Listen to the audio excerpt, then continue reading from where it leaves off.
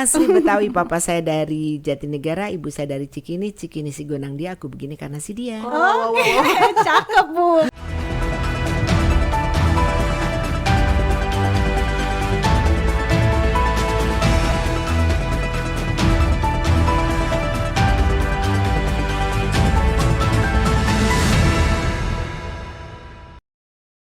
Hai Sobat Senator, berjumpa lagi di The Voice Podcast DPD RI. Bersama saya Feli Dan saya Vika. Nah Sobat Senator, hari ini kita sudah kedatangan tamu yang sangat spesial nih ya Vel. Luar biasa. Tamu kita ini merupakan anggota DPD RI Provinsi DKI Jakarta, sekaligus Ketua Komite 3 DPD RI, dan juga nih Vel, beliau merupakan Wali Kota Perempuan pertama di Jakarta. Langsung saja kita sapa Ibu Profesor Dr. Haja Silviana Murni SHMSI. Assalamualaikum Ibu. Waalaikumsalam warahmatullahi wabarakatuh. Paling cepat, paling gampang manggilnya Mpok Silvi aja. Oke, Pak Silvi. Asli Betawi ya Bu? Asli Betawi, papa saya dari Jatinegara, ibu saya dari Cikini si gonang dia, aku begini karena si dia. Oke, cakep Bu pantunnya. Oke, apa yang mau ditanyain? Ibu Silvi, sekarang sibuknya lagi apa aja nih? Yang pasti reses.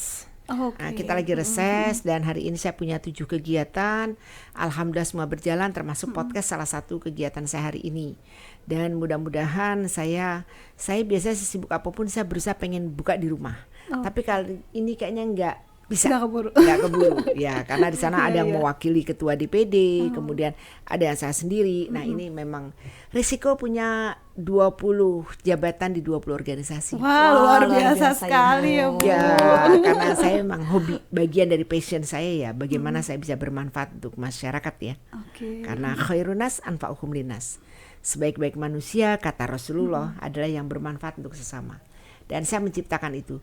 Saya bukan, jadi kalau kata kata-kata bijak gitu, jangan kita menunggu kesempatan, tapi kita ciptakan kesempatan itu. Makanya saya selalu menciptakan kesempatan dengan kreativitas, dengan inovasi. Luar biasa. Amin. Sekali. Insya Allah. Tetap semangat ya Ibu ya. Harus semangat. Kalau nggak semangat nanti capek, lelah, gitu, pengen marah. Nah kalau semua kita selalu semangat ya nikmati semuanya. Iya betul. Makanya Bu Silvi cocok banget nih disebut Kartini zaman now. Wah, iya benar sekali Bu. Sebagai salah seorang wanita di Indonesia, bagaimana sosok Kartini di mata Ibu nih? Yang pertama, kalau orang bilang beliau adalah pejuang emansipasi, saya lebih suka beliau adalah pejuang kesetaraan gender. Ya, kenapa? Karena kalau bicara kesetaraan gender itu menurut saya Indonesiana. Jadi kita benar-benar tidak ingin menjadi seperti woman slips yang perempuan dengan penuh segala kebebasannya.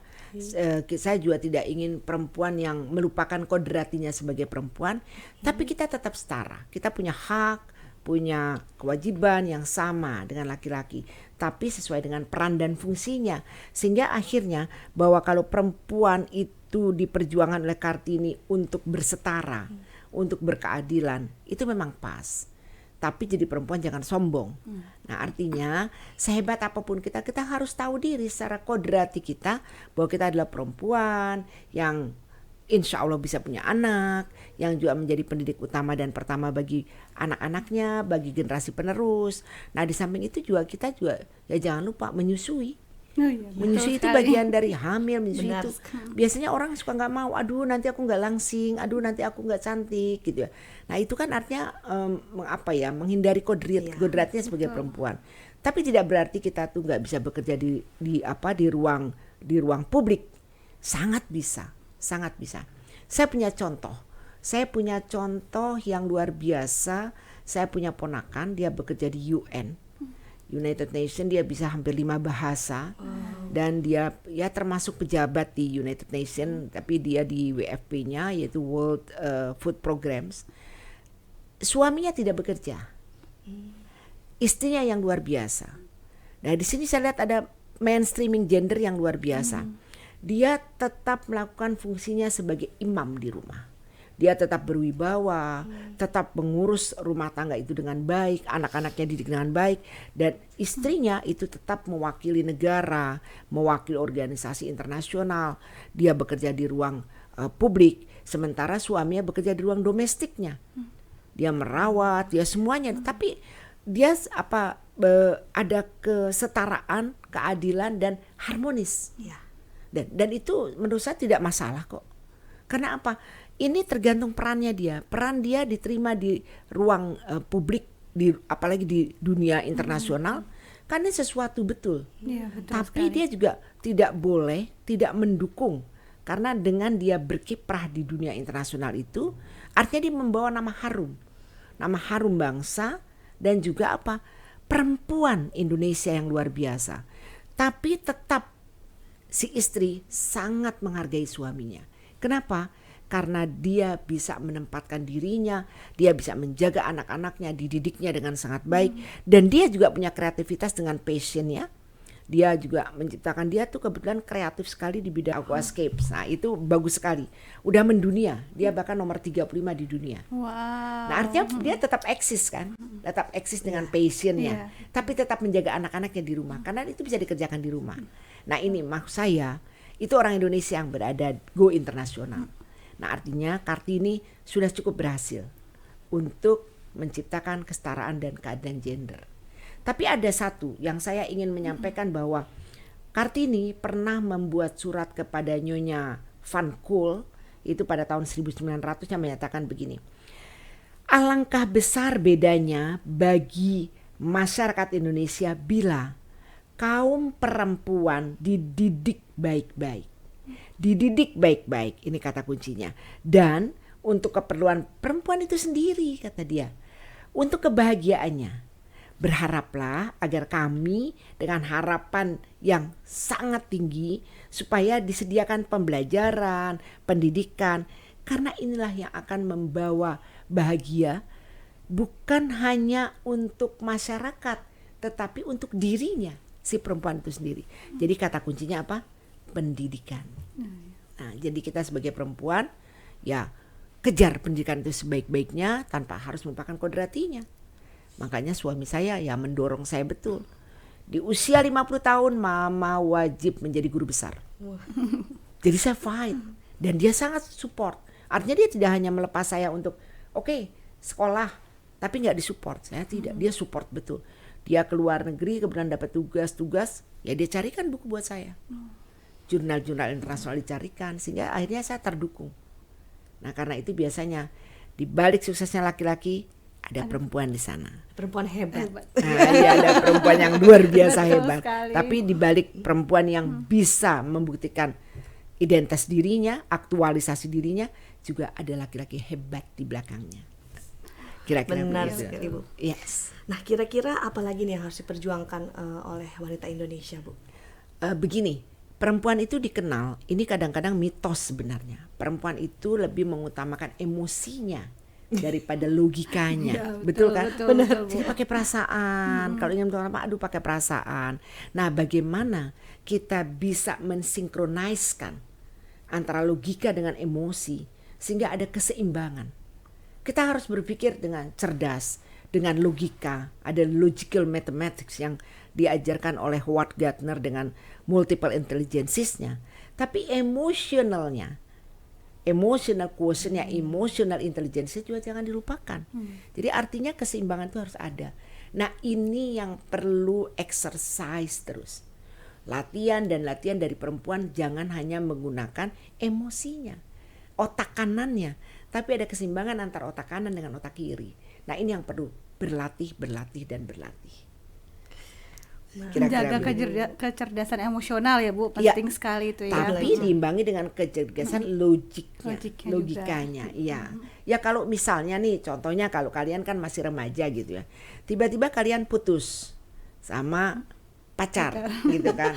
Mantan terindah gitu kan. Nah, kira-kira kalian putus. Kalian enggak usah berpikir emosi, aduh rasanya dunia kiamat apa enggak. Logika kalian harus berpikir mungkin ini ada yang terbaik. Karena apa? Saya berpikirnya A, dia berpikirnya B, nggak ada sinkron. Kalau mamanya nanti sama-sama sinkron, mungkin saya akan menemukan lagi perempuan lain, laki-laki lain. Artinya apa? Di sini yang saya bilang sinkronisasi antara emosi dan logika. Jangan bawa kemudian, aduh rasanya dunia kiamat. Nangis kemudian 7 malam ya. Iya 7 malam nggak. Aduh itu jangan sampai terjadi. kita mainkan logika kita. betul. Kalau misalnya kita melihat sesuatu juga sedih ya, tapi apa di balik kesedihan itu? Nah, jadi ada, kalau dalam film itu ada behind the scene-nya. Seperti apa? Nah, ini juga sama. Ketika kita melihat satu kasus, satu masalah, apa di balik ini? Melihatnya harus komprehensif, harus holistik. Nah, ini dibutuhkan apa? Pengetahuan. Dibutuhkan apa? Ilmu. Artinya kembali ke pendidikan. Kira-kira seperti itu. Ya betul, karena kadang seperti kita kan kalau udah punya anak nih Bu, jadi kayak pendidikan lanjutan tuh kayak hambatan gitu kan, S2, S3. Aduh, anaknya ntar gimana? Iya, Ya, betul sekali ya, Bu. Nah, itulah perlunya saling toleransi antara suami dan istri. Iya, betul sekali. Kalau si suami merasa saya kepala keluarga, saya harus berada di depan, saya harus yang membiayai keluarga saya harus menjadi imam, semuanya serba dia. Capek sendiri loh, lelah loh. Tapi kalau kita semuanya berimbang, oke, hari ini papa nggak bisa ke bengkel, oke, mama bisa karena mama tahu ke bengkel. Aku masak dulu ya, kata sang suami. Kenapa? Oh, dia jago masak misalnya karena dia memang punya keahlian chef. Nah, kenapa tidak? Nah, ini yang mesti ada keseimbangan. Jadi jangan pernah saling mengkotak-kotakan antara tugas satu untuk laki-laki, untuk perempuan. Gak ada. Sekarang chef banyak yang laki-laki loh. Iya, betul. Iya kan? Betul Terus sekali. yang tahu metalurgi, ilmu-ilmu laki-laki, itu juga banyak perempuan yang hebat-hebat. Sekarang udah ada perempuan yang pilot untuk pilot tempur. Iya, udah benar. ada. Benar sekali, Bu. Kapten kapal sudah ada. Yang bisa ngebor sampai di ruang-ruang lepas pantai udah banyak. Nah, seperti itulah kira-kira. Jadi memang kesetaraan gender itu perlu dukungan juga ya Bu dari pihak suami ya untuk maju kan. Wajib menurut saya. Dan ingat, jangan lupa perempuan pun juga harus punya toleransi yang tinggi terhadap laki-laki.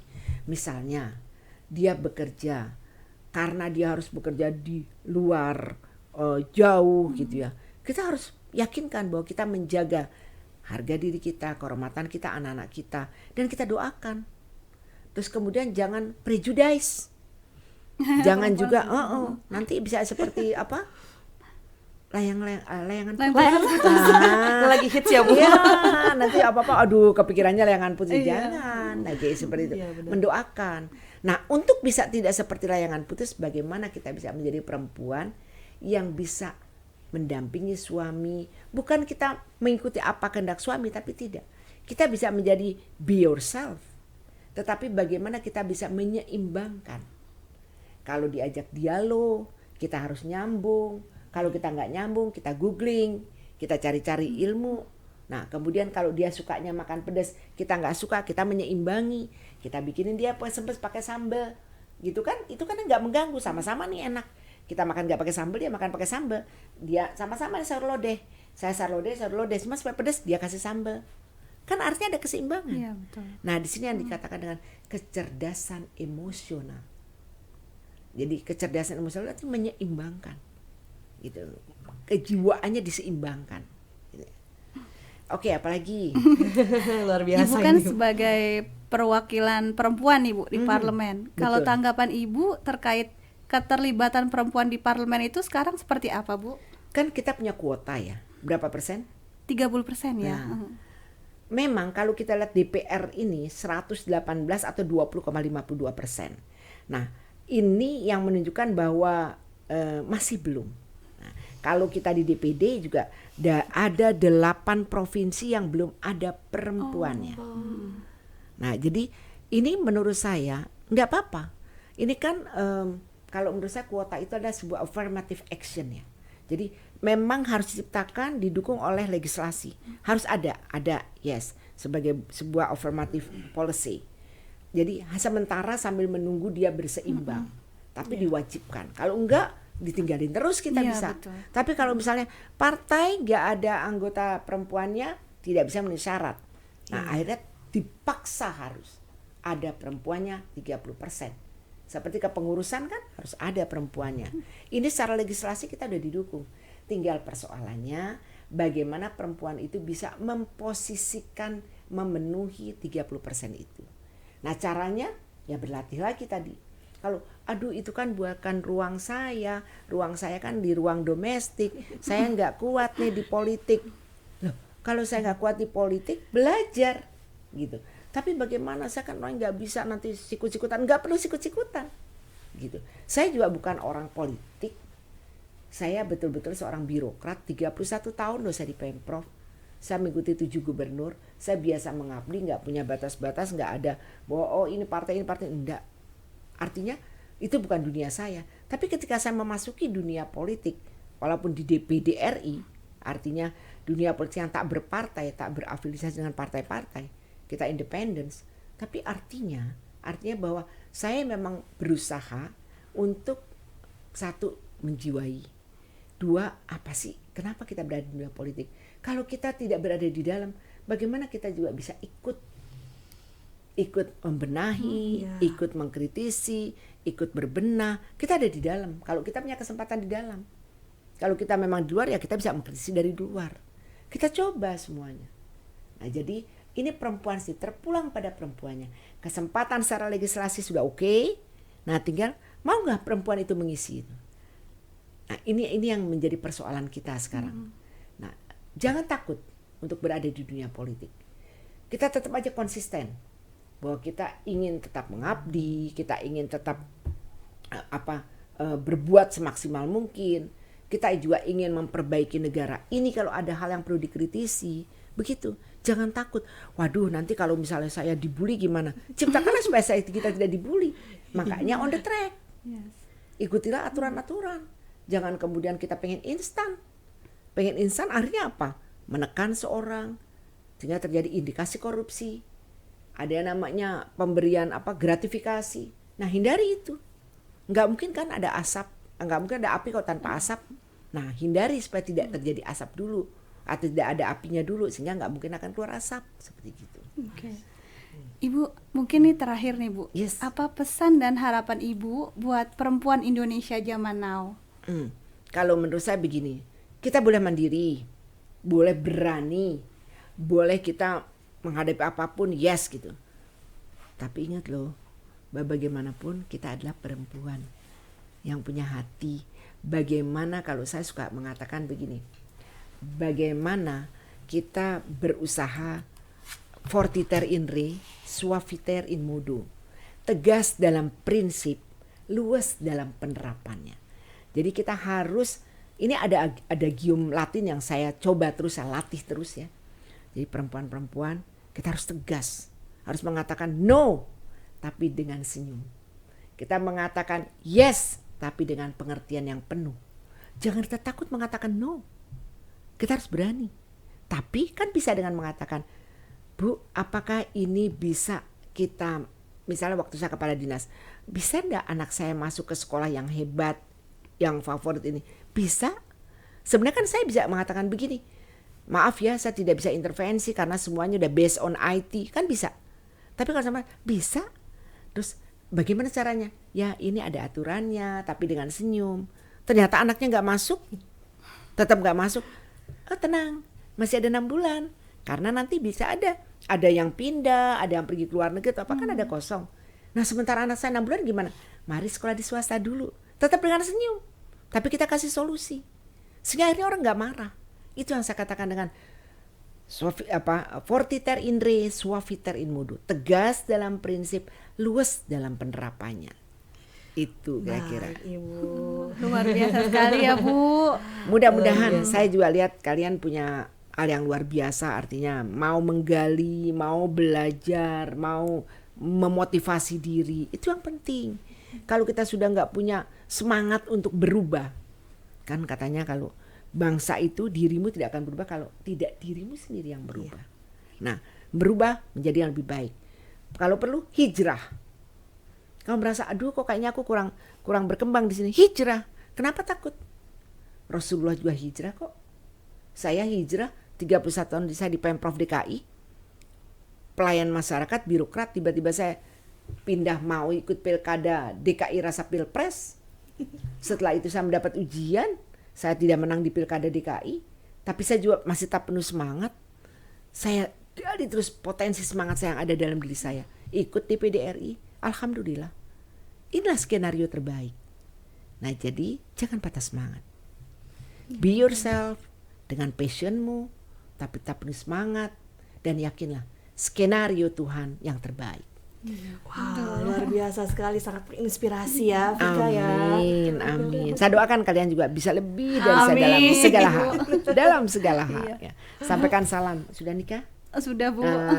Salam hormat untuk suami-suami kalian. Dukung terus perempuan-perempuan hebat Indonesia. Karena kita perempuan Indonesia tidak akan melupakan kodrati kita sebagai perempuan. Duh, makanya nih sebenarnya masih pengen banget nih ngobrol sama Ibu. Cuman waktunya Iya, kita udah di akhir acara. Nah, Oke. terima kasih banyak Ibu Baik. atas waktunya hari ini. Mudah-mudahan semua yang kita sharing hari ini Ya. bisa memberikan manfaat yang baik buat sobat senator Amin. semua dan tentunya perempuan Indonesia. Amin. Jangan lupa Sobat Senator tetap like, komen, dan subscribe YouTube DPD RI. Jangan lupa juga untuk klik tombol loncengnya. Salam dari daerah untuk Indonesia.